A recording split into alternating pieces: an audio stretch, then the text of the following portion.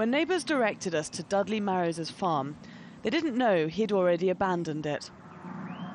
For 50 years, the irrigation farmer had nurtured acres of citrus trees on this naturally parched land.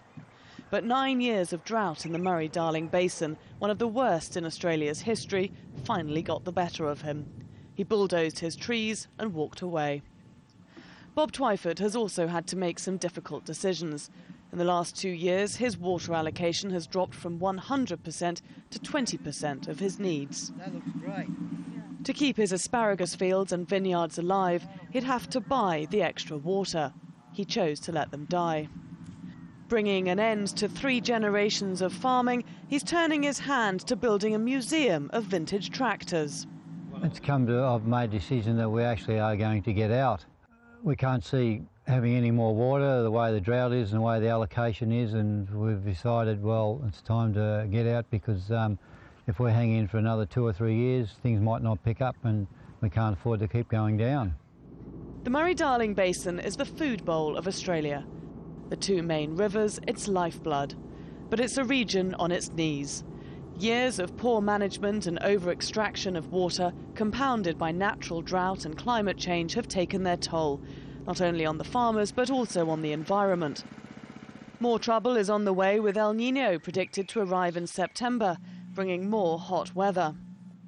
The drought and an insatiable demand for water has had a devastating impact on the environment around the Murray River. This is one example, the death of more than 70% of Australia's iconic river redgums. It's an enormous basin, and we have about 25 internationally significant wetlands there. These are wetlands that are of crucial importance to the natural environment. They have unique species, unique ecological communities. Often they are home to many of our internationally migrant birds, and that habitat is disappearing. So it is a disaster, an environmental disaster on a national and, of course, an international scale.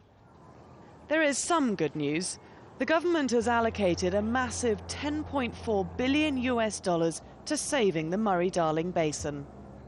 Plans include buying back water allocations from farmers and improving irrigation techniques. But many farmers are suspicious of government involvement.